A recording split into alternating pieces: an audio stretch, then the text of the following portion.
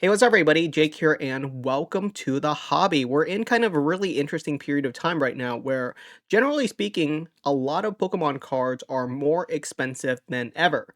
But not every Pokemon card. There's actually a bunch of Pokemon cards that are really awesome, really cool, and they've gone cheaper and cheaper over the last couple of months rather than more expensive. And here we have one of the examples, which is the Akira Agawa Mew V Max Alt Art. In February, this card reached a peak price of $208, and right now you can see it going for right around 135. That's a pretty big correction. Obviously, it used to be significantly cheaper.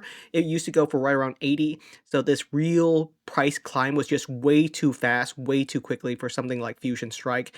And realistically, $135 is probably right on the money for this card, but it's an alt art card from Fusion Strike, and obviously Fusion Strike booster boxes are insanely expensive right now. Are you ever going to be able to pull this card from a Fusion Strike booster pack? Probably not. So really cool card. Another card from Fusion Strike, and this one is one that I really champion. We got ourselves the Celebi V, and this card, again, very similar scenario. It's actually getting cheaper and cheaper over the last couple of months. It reached its peak price at around $67 back in January, and now it's currently going for 45. So that's a 30 to 40% drop, while pretty much Fusion Strike booster packs have gone consistently more and more expensive. Same with a bunch of other cards like Crown Zenith. Crown Zenith cards like the Leafeon V-Star. This card has not climbed at all. And then we also have the Glaceon V-Star. Saw a climb at the same time as all of the other cards. Right around January to February, we saw a huge spike in a bunch of cards as people started picking up cards that they were missing from their collection. But now it's actually gone down quite a bit. So from peak price till now, you're seeing around a 20 to 30% drop. And that's pretty consistent with a lot of these other cards. Same with something like the Charizard EX from 151. People are still ripping open 151 packs left, right, and center. Crazy to believe, but we still have seen a couple of small restocks of 151 over the past couple of months. And if you can't find them, you're not alone. I haven't really seen them either. The Charizard EX's peak price was around $300 back in March, and now it's going for 195. Again, that's another solid 35% drop on a card, which is huge. And that's especially weird because right now we're just experiencing hype. Like a bunch of cards have been climbing and climbing consistently, but here you go. Some of the top chase cards are actually going down. The Rayquaza V from Evolving Skies. Evolving Skies booster packs are more expensive than ever. An Evolving Skies booster pack is like $30 minimum right now. But again, the Rayquaza V just keeps going down in price. And you guys are going to love this next one. It's the Umbreon V Max. This card reached its peak price at around February and March, same as any other card. It was going for right around $1,700. And now it's going for $1,350. The Umbreon V Max is not climbing. It's actually been dropping over the past couple of months. And this is really just due to the fact that it climbed way too quickly. And this is what I said would happen, is that when a card climbs this rapidly, it's going to see that correction. A lot of people are seeing this as the bubble popping, the Umbreon bubble, if you could say that. And that's not really the case. It's just getting cheaper because it saw such a large climb. There was no way for it to maintain that price. Because if you're someone that's holding on to this card for the last couple of years, when it reaches this kind of price, you might want to cash out, and that's okay. And usually they're cashing out to buy other cards, that's really the thing. So a lot of people are, if you see a card that used to be $800 go to $1,700, you might want to cash out and buy something else that you think is underrated. There's actually a bunch of really awesome cards that have gotten cheaper than ever, especially the illustration rare, something like this field. I just picked it because it's one single example, but this is consistent with all of the illustration rares pretty much, is that they've gotten cheaper and cheaper. This card reached its peak price at around February of $13, and now it's currently going for $5 or $6. So its price got slashed in half, and that's pretty consistent with a bunch of illustration rares across the board. So this scenario I just find so funny that these cards drop so significantly. Again, the Arceus V from Brilliant Stars. I just happened to pick a bunch of different cards, and this was one of them. Peak price was right around $48, and now it's going for 37. Again, another 20 to 30% price drop. One that I saw was really dramatic was the Iron Valiant EX from Paradox Rift. Yeah, Paradox Rift. This card was going for $37, and now it's going for 20. So that's a pretty significant price slash on a special illustration rare, especially a pretty cool one. I like it because there's a bunch of the other iron Pokemons inside of it, which is always cool to see. So that's 10 Pokemon cards that have been consistently dropping in price. For the side of cards that have been consistently climbing, you're probably not going to be super surprised with a lot of these cards that have been climbing. Cards from Celebration has been climbing. Cards like the Flying Pikachu VMAX and the Surfing Pikachu VMAX has been consistently climbing. And that's no surprise. A lot of people are excited for the 30th anniversary, so they're starting to pick up some cards that they might not have inside of their collection from the 25th anniversary. And a lot of these cards are actually really affordable. You know, you have to rip open a Celebrations booster pack, which is probably going for $10 to $15 a booster pack. And if you pull yourself a Surfing Pikachu VMAX, it's actually a really cool card and it's a nice hit. And it's only going for $1 for the longest time. Even right now for $3 or $4, it's still a super cheap card. So this is a card that you can pick up, add to your collection really easily, and you wouldn't lose any sleep over it because it's so cheap. But that's a huge climb, you know, that's a 300 to 400% price climb over the period of the last year. Very speculative, and that's no surprise. We've seen tons of cards like that. Another one, the Celebrations Blastoise. This card was very cheap, going for $5, and now it's going for 9. Like, that's nothing. Like a $9 for a base set Blastoise from Celebrations. I think it's a super cool card. Easy pickup if you want the Blastoise, Venusaur, or Charizard. I think you can get all three of them for under $100. The Charizard's pretty pricey. It makes up the gargantuan point of the price because the Blastoise and the Venusaur are both under $10. Some other cards outside of Celebration that has been climbing. Obviously, the ETB promos have been super, super speculative, and one of the ones that a lot of people have been speculating on is the Lucario V-Star from Crown Zenith.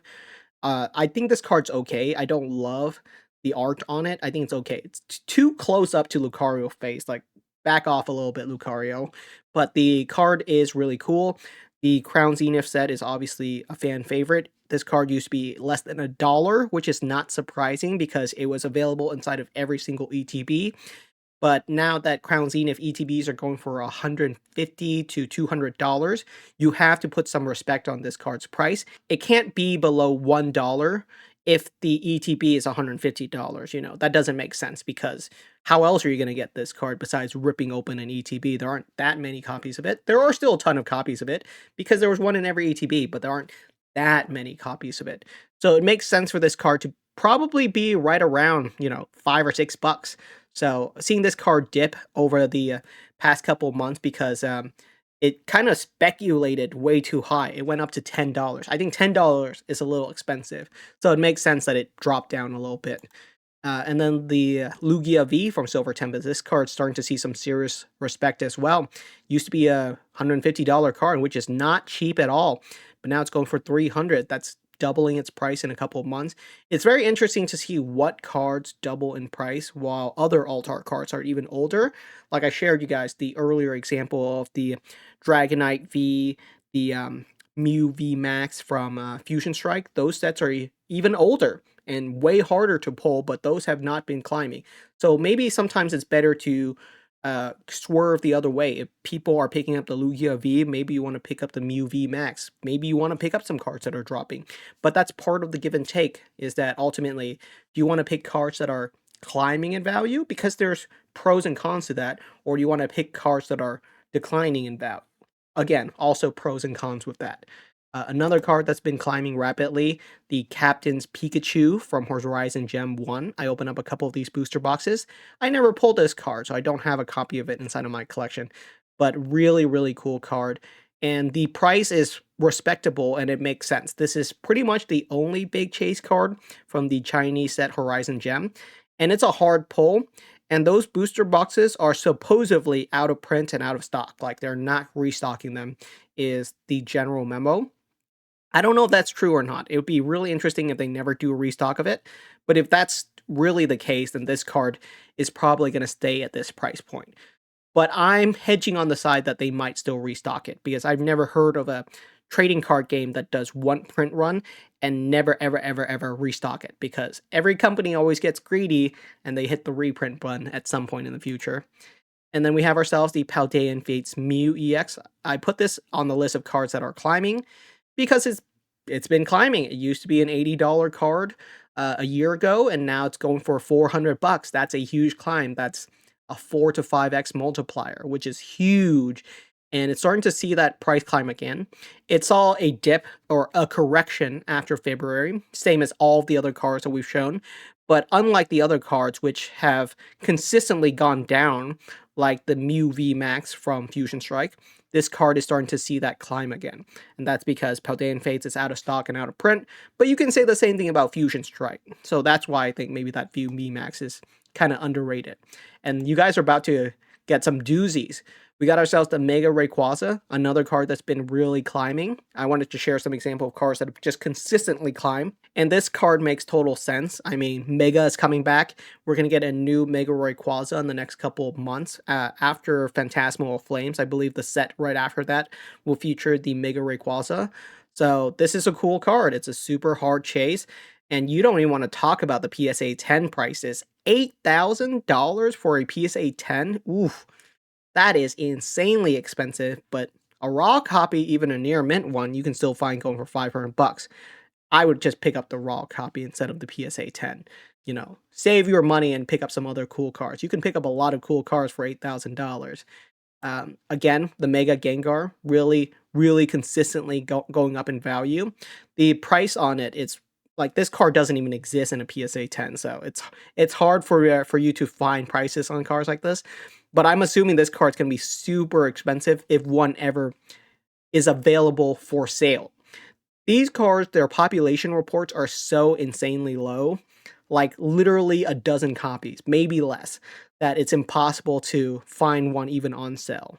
So I'm pretty confident this card is probably thousands and thousands of dollars in a PSA 10 as well. But it's hard to track a price on a card when there's no sales of it. But the ungraded copies are just consistently climbing. Same reason, Gengar is super hot, Mega is super hot, and the Mega hype is probably going to continue for the next couple of months because we're just starting to get Mega Fever. I think a lot of people think Mega Fever is over with and it's overhyped. I feel like Mega Fever hasn't even started because we haven't even gone Mega Evolution. Like Mega Evolution comes in September, and we're gonna get a bunch more sets of Mega after that. So there's no way that we've reached peak hype even before the first release of the set, right? That doesn't make sense to me. So I think we're not even at the peak Mega hype yet. And final card I wanted to bring up that has been consistently climbing is the Umbreon and Darkrai. Another really cool card. This is the regular ultra rare too. This card used to be a $14 card. In fact, it used to be like a $2 card.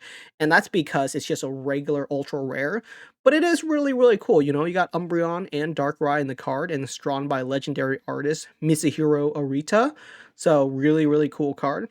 And it's starting to get that level of respect because are you ever going to open up a Unified Minds booster pack? Probably not. I think I have maybe 5 blister packs of Unified Minds in my whole entire collection.